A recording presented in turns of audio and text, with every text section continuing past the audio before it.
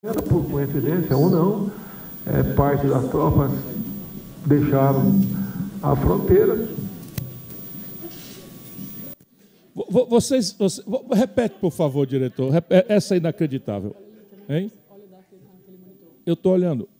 Dá para repetir? Não, porque saiu muito ligeirinho. Isso aí é Sua Excelência, o presidente de um país que nós amamos, que tem 210 milhões de habitantes, um dos países mais importantes do mundo, foi a Rússia, nós já comentamos o assunto, e um maluco puxa-saco dele aqui fez uma piadinha dizendo que bastou o Bolsonaro ir para a Rússia, o Putin recuou, e, portanto, o Bolsonaro estava ganhando o Prêmio Nobel da Paz porque evitou a Terceira Guerra Mundial.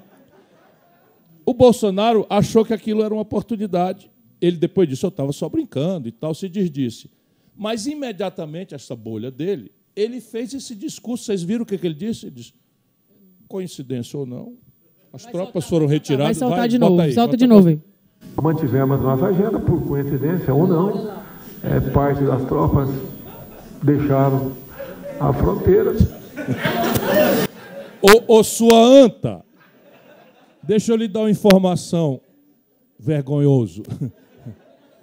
A informação básica é a seguinte, o presidente Putin, já com a aprovação da Duma, que é o parlamento russo, reconheceu duas áreas do território original da Ucrânia que estão sob guerra civil, e são nomes complicados da gente repetir, e deslocou tropas para lá. E a coisa está esquentando para valer. Hoje, a Alemanha determinou o fim do processo de autorização de funcionamento do Stream 2, que é um gasoduto do Mar Báltico. Ô, Bolsonaro, o gasoduto do Mar Báltico, que já custou 10 bilhões de dólares para construir, está pronto, dependendo só da licença de funcionamento, sendo que o Stream 1, a Alemanha já responde por 40% da energia alemã, porque eles pararam as usinas nucleares e estão dependentes do gás. Então, é um conflito absolutamente grave que cresceu bastante. E este monstro, supondo que nós todos somos tão imbecis quanto os fanáticos que ele desorienta, deixa as pessoas acreditarem que a presença dele lá desarmou a Terceira Guerra Mundial. Próximo vídeo. Quem vai ser? Prezado Orbán, é uma satisfação muito grande estar na Hungria. Considero o seu país o nosso pequeno, grande irmão. Dá uma paradinha aí, dá para dar uma parada aí. Dá para dar uma parada. Veja o seguinte, veja o tamanho da ignorância deste cidadão que ainda está usurpando a presidência da República, que um dia foi ocupada por Juscelino Kubitschek. Só um instantinho, mostrar a cara do Chico ali, a mãozinha o Chico ali, ó. O presidente do Brasil vai encontrar este cidadão aí, um de dois bandidos internacionais, fascistas, é o Bolsonaro e esse outro aí, o presidente da Hungria. Fascista, um dos dois mais execrados homens públicos, homens de Estado do mundo. E chama o cara de irmão, reproduz, como vocês vão ver, o dístico do fascismo, manipulando valores importantes para nós, eu vou já comentar, mas chama na lata do cara o país de pequeno. Um grande país, na nossa Hungria, nossa querida irmã, não, pequeno, grande. Então, roda aí. Nas respectivas extensões territoriais. E grande pelos valores que nós representamos, que podem ser resumidos em 4 palavras: Deus, pátria, família e liberdade. Para aí um pouquinho. Isso aqui já é grave e não dá para rir.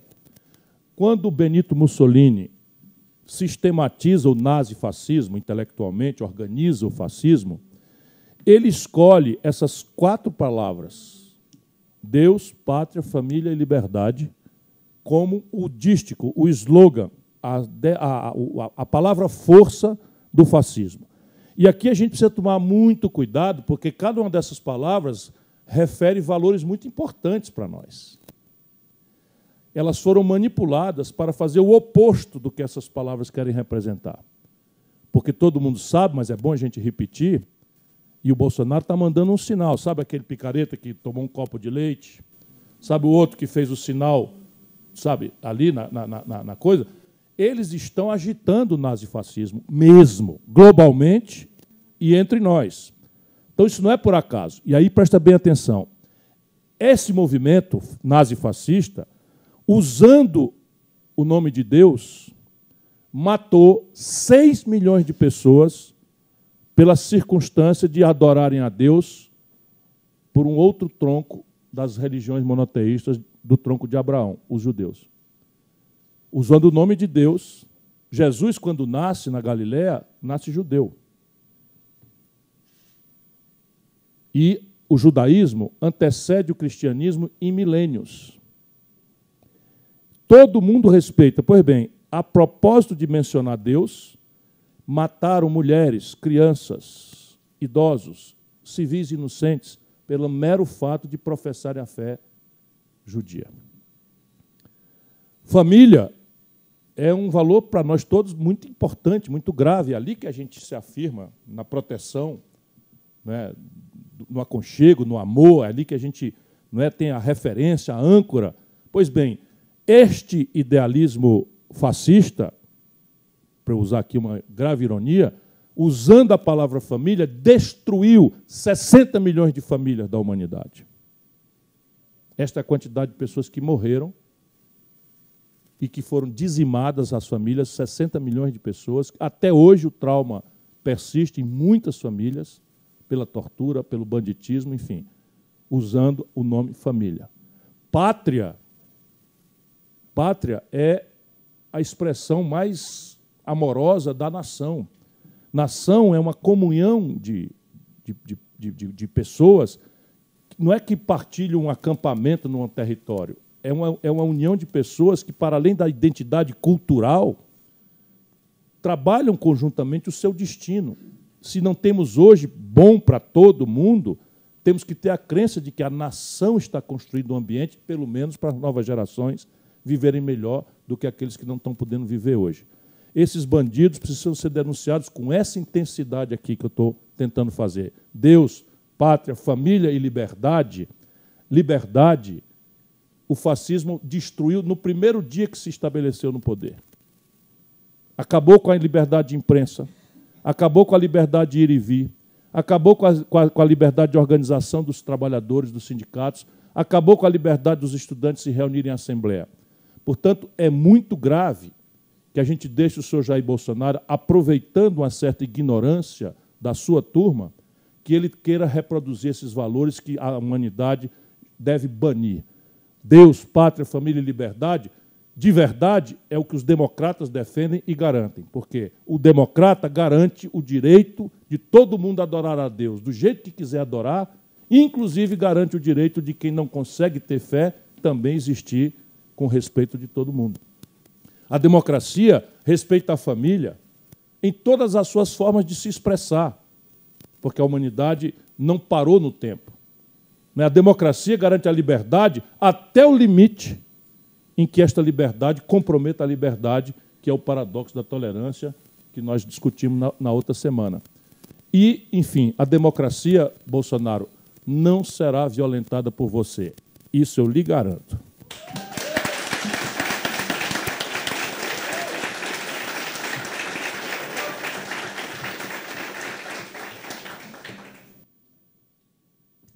Divulgamos também na defesa da família com muita ênfase.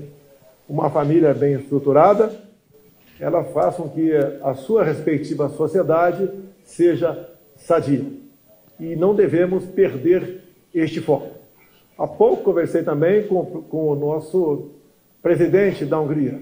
Ele focou muito mais na questão ambiental. Eu tive a oportunidade de falar para ele o que representa a Amazônia para o Brasil e para o mundo. E muitas vezes as informações sobre essa região chegam para fora do Brasil de forma bastante distorcida, como se nós fôssemos os grandes vilões no que se leva em conta a preservação da floresta e sua destruição, coisa que não existe. O Bolsonaro, esse daí que está defendendo os valores da família, disse, e nós temos aqui, que preferia ter um filho morto do que gay. Isso é o homem de família. Isso é um depravado. Mas o mais grave agora é ele, de novo, fora do Brasil, insultar a inteligência da comunidade internacional na contramão da tecnologia. Hoje, o sensoriamento remoto feito por satélites globais, alguns geoestacionários, outros não, sabem exatamente, em tempo real, a extensão do desmatamento e da depredação da Amazônia. E os satélites oficiais do Brasil estão registrando o pior nível de desmatamento criminoso, ilegal, dos últimos 15 anos. E vai lá para dizer isso, que as pessoas não sabem. Sabe qual é o valor das multas? Não estou defendendo multa, não. Estou defendendo a proteção e a preservação de um bioma extremamente sensível que o Brasil tem a responsabilidade de mostrar para a comunidade internacional que é capaz de administrar, garantindo a manipulação sustentável da riqueza, ensinando para o nosso povo amazônida, ou os que vivem lá, que a floresta vale muito mais em pé do que destruída. Isso faz parte do Projeto Nacional de Desenvolvimento e a ideia de fazer um zoneamento econômico e ecológico, aqui pode, aqui não pode, preventivamente, a ideia de reconverter as tradições produtivas, ensinando o povo amazônida a tirar a riqueza e o sustento digno das suas famílias sem a depredação de recursos hídricos, de biomas, sem o morticínio de populações tradicionais, como as comunidades indígenas. Mas o Bolsonaro segue fazendo isso, insultando a inteligência internacional, que está fazendo do Brasil hoje uma nação pária na comunidade internacional. Ô Ciro, sim. Deixa eu te perguntar, outro dia, enfim, para mim, vendo o Bolsonaro falando assim, né, eu sei que ele não acredita no que ele fala isso realmente para esses 20% de pessoas que não estão no campo da racionalidade. Mas o Brasil é um país cristão, a gente é um país, né, cristão. E eu não acredito que político nenhum seja Deus, tá? Vou deixar bem claro isso aqui, porque para mim político não é Deus. Para mim político é um homem que está aqui servindo, trabalhando como qualquer outro. Mas para os cristãos, quem é o pai da mentira? É o Satanás. Quem é o pai da mentira? É o diabo, né? O diabo, o Satanás. Tá bom, só isso que eu queria dizer. É isso. É isso. É isso. Bom, mas claro que o Bolsonaro não é o único que ofende a nossa inteligência e a nossa paciência. Nisso ele está muito bem acompanhado pelos seus ministros e secretários. Eu vou dar aqui 2 exemplos. Um é o famoso posto Ipiranga. O Paulo Guedes, que está completamente perdido. Será que é politicamente incorreto eu dizer aquela expressão? É? Jura? Não, está perdido que só um hipossuficiente visual em tiroteio. Está perdido que só segue em tiroteio. Pronto. Pronto, então vamos fazer um perdido lá no Sobral, a gente diz assim, está perdido que só cachorro que caiu do caminhão de mudança. Pronto. O Paulo Guedes está perdidaço, inclusive desmoralizado entre os próprios tubarões do mercado financeiro que bancavam o seu nome. O Guedes agora está sofrendo de delírio, de que o Brasil vai muito bem. Atenção, 2/3 do povo brasileiro que estão ou desempregados ou na mais selvagem precarização do trabalho da nossa história, ganhando uma renda média de R$ 1.800, sem direito a nada, trabalhando uma jornada de 70 horas semanais, sem direito a férias, a 13º, agora, e sem nenhum futuro previdenciário, que isso é o que mais me angustia. Nós estamos preparando um futuro para 70 milhões de compatriotas nossos, quando chegar a velhice, a doença, a dificuldade de não poder ir para a rua, e o Paulo Guedes está dizendo que o Brasil vai muito bem, obrigado. Vamos ver o vídeo aí para vocês verem a quem nós estamos entregues. Não acreditem nas previsões de que o Brasil não vai crescer. Erraram quando previram que íamos cair 10, erraram quando previram que nós íamos cair em depressão, erraram quando nós dissemos que voltávamos a viver, e estão errando de novo, dizendo que o Brasil não vai crescer sendo. Nós já temos, com o auxílio emergencial, uma força de consumo de massa entrando na economia, por um lado, e, por outro lado, temos 828 bilhões de reais já contratados de investimento. Estamos chegando a quase 20% do PIB de investimento, vindo de lá de baixo, e antes do fim desse governo, teremos mais 300 bilhões de reais de investimentos em todos os setores. 5G, são telecomunicações, gás natural, petróleo, saneamento, cabotagem. Todas essas reformas estruturantes estão seguindo o seu curso. O Brasil vai crescer, eles vão errar de novo. Bom, esse é o delírio do cidadão. Veja, o problema do crescimento econômico brasileiro basicamente é o seguinte: eles estão subindo a cada 45 dias 1,5% a taxa de juros, a Selic. E aí ninguém precisa ser economista para entender. A pancada de 1,5% da taxa de juros no Tesouro, Tico, porque isso é pago pelo governo, pelo dinheiro que vai da saúde, que vai para a educação, sabe, a esculhambação em cima de Lei Rouanet, é um centavinho em cima de cada 1,5%, são 60 bilhões de reais por ano nos cofres públicos. Sabe quanto é que resta de investimento, essa mentirada toda aí? Sabe quanto é a previsão do orçamento federal votado pelo Congresso Nacional para esse ano? O pior disparado da história, 25 bilhões de reais. Só para vocês terem uma ideia de comparação, o Ceará vai investir algo ao redor de 3,5 a 4 bilhões de reais. A União Federal, o Brasil, consignou no orçamento 25 bilhões de reais. E esses 25 bilhões de reais, estratégia, reforma, o Bolsonaro mais o Guedes aí entregaram 20 bilhões disso para a emenda do relator, a maior falcatrua institucionalizada da história dessa república de falcatruas. Sabe o que é o orçamento secreto, a emenda do relator? O dinheiro vai para uma rubrica chamada emenda do relator e, a partir daí, ninguém tem direito de saber para onde é que o dinheiro foi. O relator é procurado, o deputado que é indicado lá, pega um prefeito do interior, ainda que não tenha sido votado, acerta com o prefeito roubar 40%, e manda 3, 4, 5 milhões para um pequeno município, minúsculo município, onde o deputado nem sequer voto teve. Alô, imprensa brasileira, aqui está a pista. Pega as emendas e bota o município e vê o voto do deputado. Se o voto do deputado não foi votado lá e o município não tem orçamento para isso e bota 3, 4 milhões de reais no município, é uma pista muito eloquente. Daí é só botar o olho em cima, os preços unitários, a roubalheira está na faixa de 40%. Ou seja, não tem investimento de nada.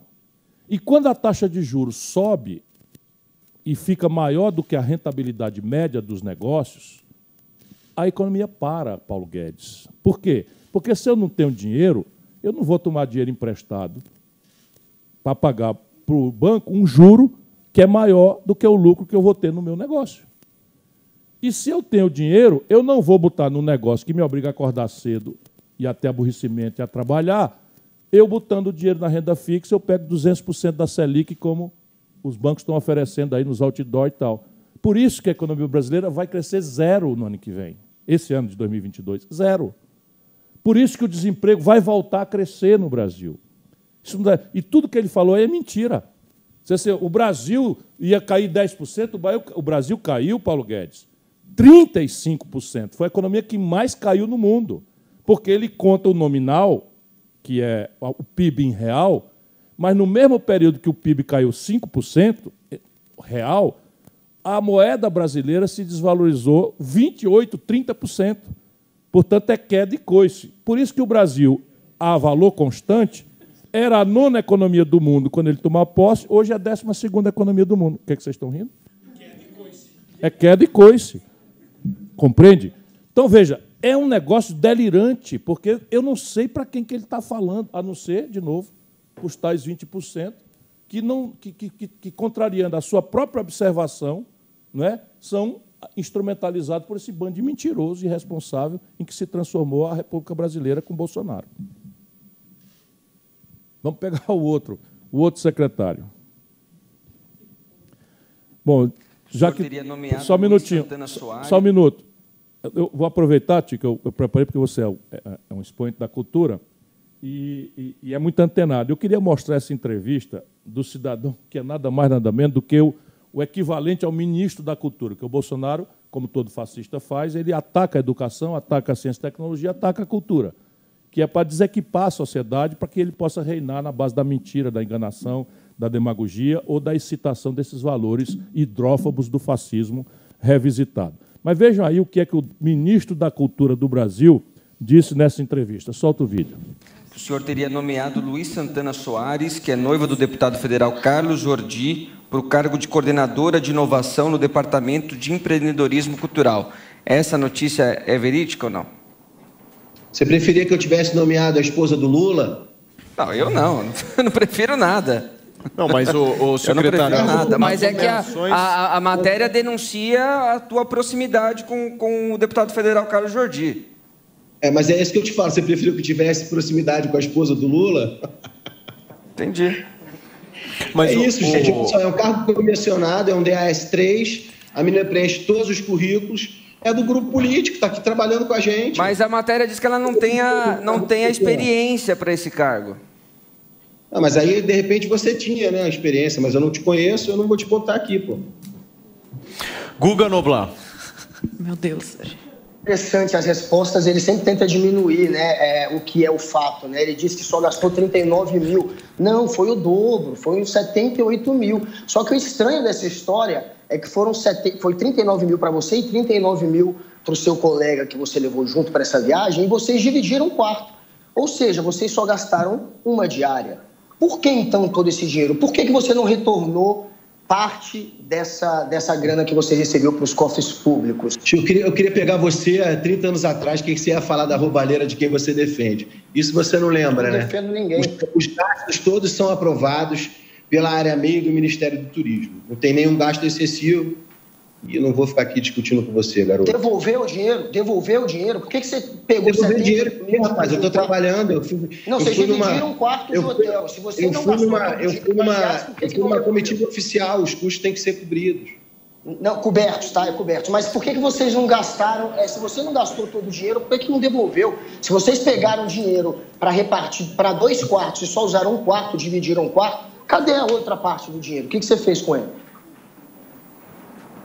O Guga, é como eu te falei, você não tem moral, não tem verdadeira, não sei quem é você, na verdade, você só é um garoto com cara de cascão aí, e, cara, o Paulo, eu não vou ficar respondendo esse menino não, cara. Vai fugir, eu entendo, não tem como responder. Como é que é o react a uma coisa dessa, hein? O energúmeno. Veja, vamos de novo falar sério. A gente, olha onde é que nós estamos, olha o nível de vergonha. Isso aqui é o interlocutor do mundo da cultura de um dos países mais exuberantes culturalmente do planeta Terra. Isso aqui é o lugar que pariu Glauber Rocha. Esse país aqui, né, é o país que teve a Semana de Arte Moderna, cujo centenário acabamos de comemorar aqui. Esse país fundou a Bossa Nova. Esse país circula o mundo com samba, que é um ritmo como a Bossa Nova, que está nos teclados coreanos e japoneses, built-in, tudo expressão da... Olha o nível de degradação, mas vejam o que tem de sério no assunto. E isto é o que a gente precisa desarmar no Brasil. Na cabeça deles, aquela força que deu ao Bolsonaro 70% dos votos em São Paulo, no Rio de Janeiro, em Minas Gerais, no Rio Grande do Sul, permanece viva. E, em parte, é verdade. Essa é a esperteza grave que está nesse espetáculo de boçalidade, desse mediocrérrimo ator de Malhação, com todo respeito ao cast de Malhação, que tem muita gente boa. Esse foi o mais medíocre de todos. Consta, minha irmã me disse que ela assistia. Eu nunca assisti a Malhação. Vai me desculpar, porque na hora eu estava trabalhando. Malhação tem muitos bons atores que nem tem muita mais gente começou bem lá. Inclusive, eu produzi uma época, fui assistente de produção. Mas diga, espelho meu, tem ator mais imbecil, medíocre do que esse aí? Não. Não, deixa que eu falo. Não, você... Então, veja. Eu lembro que tinha uma novelinha, desculpa, da Band, que chamava Floribela. Eu lembro que ele chegou e destruiu a novela. Só lembro disso. O resto... Pois é. Pois bem, mas olha a lógica. O cara está perguntando uma coisa com um número. Olha, você pegou R$39 mil para uma diária, O seu coleguinha pegou R$39 mil para outra diária, do dinheiro do povo, e vocês ficaram no mesmo quarto, os dois. Por que e o dinheiro devolveu? Não, aí começa o cara a esculhambar se é a mulher do Lula que vai ser nomeada. Por quê? Porque eles ainda estão na memória, e isso vai ser a característica trágica do que eles querem impor para nós brasileiros em 2022. É trazer toda a imundícia, a sujeira, a contradição do lulopetismo, que é verdadeira, lamentavelmente. 70% do povo de São Paulo e de Minas votou neste Bolsonaro, não foi pela obra do Bolsonaro, que não tinha nenhuma. Não votou porque ele tinha uma proposta para discutir os problemas brasileiros, que ele também não tinha. Esse povo votou magoado, machucado, sofrido, pela mistura terrível da pior crise econômica da história brasileira, que o Bolsonaro tem agravado, mas que nasceu lá atrás, em 2010, com o Lula, com o PT, e agravou-se muito profundamente com a Dilma, mais a notícia da generalização da corrupção, aqui não como elemento criminal, mas como elemento da centralidade do modelo de governança política do país, que o Lula levou à enésima potência, porque não dá. O Gedel Vieira Lima, que outro dia me chamou de picareta, o Brasil está muito engraçado isso. O Gedel, para quem não sabe, é o cara que a Polícia Federal fotografou com 51 milhões de reais naquelas malas, lá no apartamento em Salvador. Pois bem, esse cidadão, o Lula nomeou ministro da Integração Nacional e a Dilma nomeou vice-presidente da Caixa Econômica Federal. O Eduardo Cunha, né, do escândalo de coisa, o Lula deu furnas para ele roubar. A Petrobras foi loteada mesmo, Sérgio Machado. Isso tudo aqui eu estou falando só o que eu tinha dito ao Lula na data. Veja a tragédia. Então, o que vai acontecer? O Brasil precisando debater gravemente saúde, educação, enfim, desenvolvimento industrial, cultura, emprego, não é? Salário, aposentadoria, pandemia, e nós vamos assistir a isso daí. Né? A tentativa de não responder a nada das gravíssimas contradições do Bolsonaro, porque, um escolhendo o outro, acham que vão empurrar no povo a lembrança da ladroeira e da debacle econômica do período do Lula e do PT. Ô, Brasil, a gente não aguenta mais. Bota a mão na cabeça, irmão. 70% votar no Bolsonaro para protestar contra o Lula e agora votar no Lula para protestar contra o Bolsonaro, nosso país não aguenta mais, não. Vamos parar um pouquinho. Nós temos outros caminhos.